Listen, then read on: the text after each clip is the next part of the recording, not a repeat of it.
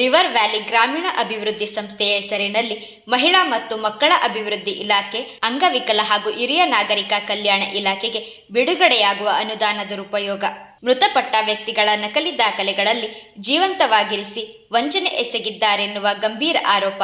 ಪತ್ರಿಕೆಯಲ್ಲಿ ಪ್ರಕಟಿಸಿದ ಜನರ ಆಧಾರ್ ಕಾರ್ಡ್ಗಳನ್ನು ಮೃತ ವ್ಯಕ್ತಿಗಳ ಸಹಿ ಮತ್ತು ಆಧಾರ್ ಕಾರ್ಡ್ಗಳ ನಕಲಿ ದಾಖಲೆ ಸೃಷ್ಟಿಸಿ ಸರ್ಕಾರದ ಬೊಕ್ಕಸಕ್ಕೆ ನಷ್ಟ ಉಂಟು ಮಾಡುತ್ತಿದ್ದು, ಯೋಜನೆಯ ಮೇಲು ಉಸ್ತುವಾರಿ ಮತ್ತು ಜವಾಬ್ದಾರಿಯನ್ನು ಇಲಾಖೆಯ ಅಧಿಕಾರಿಗಳಿಗೆ ಸರ್ಕಾರವು ನೀಡಿದೆ.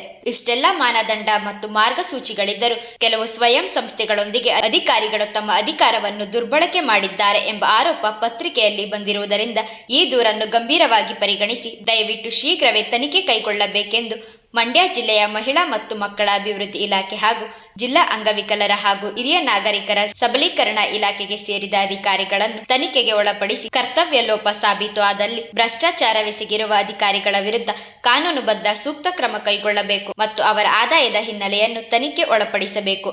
ಆದಾಯಕ್ಕಿಂತ ಅಧಿಕ ಆಸ್ತಿ ಹೊಂದಿದ್ದಲ್ಲಿ ಆಸ್ತಿಯನ್ನು ಕಾನೂನಿನ ನಿಯಮಾನುಸಾರ ಸರ್ಕಾರ ಮುಟ್ಟುಗೋಲು ಹಾಕಿಕೊಳ್ಳಬೇಕೆಂದು ಒತ್ತಾಯಿಸಿದ್ದಾರೆ. ಏನು ಮನವಿದೆ, ರಿವರ್ ವ್ಯಾಲಿ ಅಭಿವೃದ್ಧಿ ಇದರಲ್ಲಿ ಮಹಿಳಾ ಮತ್ತು ಮಕ್ಕಳ ಅಭಿವೃದ್ಧಿ ಇಲಾಖೆ ಅಂಗವಿಕಲರ ಹಿರಿಯ ನಾಗರಿಕರ ಹೀಗೆ ಬಿಡುಗಡೆಯಾಗಿರುವ ಅದನ್ನು ದುರುಪಯೋಗ ಪಡಿಸಿಕೊಂಡು ಇದು ಮಾಡಿದ್ದರಿಂದ ಇದು ತುರ್ತಾಗಿ ಆದಷ್ಟು ಬೇಗ ಇವತ್ತೇ ಡಿಸಿ ಆಫೀಸ್ಗೆ ಇರುವಂತಹ ಮಹಿಳಾ ಅಧಿಕಾರಿಗಳಿಗೆ ಕೊಟ್ಟಿದ್ದೀವಿ. ಅವರು ನಾವು ಆದಷ್ಟು ಬೇಗ ಜಿಲ್ಲಾಧಿಕಾರಿಗಳಿಗೆ ನಾವು ಗಮನಕ್ಕೆ ತರ್ತೀವಿ, ಆದಷ್ಟು ಬೇಗ ಮಾಡ್ತೀವಿ ಅಂತ ಹೇಳಿದ್ದಾರೆ. ಇದ್ರ ಬಗ್ಗೆ ನಾವು ಆಲ್ರೆಡಿ ಈಗ ಪತ್ರ ಕೊಟ್ಟಿದ್ದೀವಿ. ಜಿಲ್ಲಾಧಿಕಾರಿಗಳು ಮಾಡಿಲ್ಲ ಅಂದ್ರೆ ನಾವಂತೂ ಬಿಡಲ್ಲ. ಯಾಕೆಂದ್ರೆ ಸಾರ್ವಜನಿಕರು ಕಟ್ಟುವಂತ ತೆರಿಗೆನ ಈ ಮುಟ್ಟಾಳ ಅಧಿಕಾರಿಗಳು, ಬೇಜವಾಬ್ದಾರಿ ಅಧಿಕಾರಿಗಳು ದುಡ್ಡು ಮಾಡ್ಕೊಂಡು ಅವ್ರ ಆಸ್ತಿ ಮಾಡ್ಕೊಳಕಲ್ಲ ಇರೋದು. ಸಾರ್ವಜನಿಕರಿಗೆ ಅನುಕೂಲ ಆಗ್ಬೇಕು. ಈ ಯಾವುದೇ ಕಾರಣ ನೀವು ಏನೋ ಓಪನ್ ಮಾಡಿಲ್ಲ ಅಂದ್ರೆ ಮುಂದೆ 15 ದಿವಸಗಳು ಟೈಮ್ ಅವಕಾಶ ಕೊಡ್ತೀವಿ.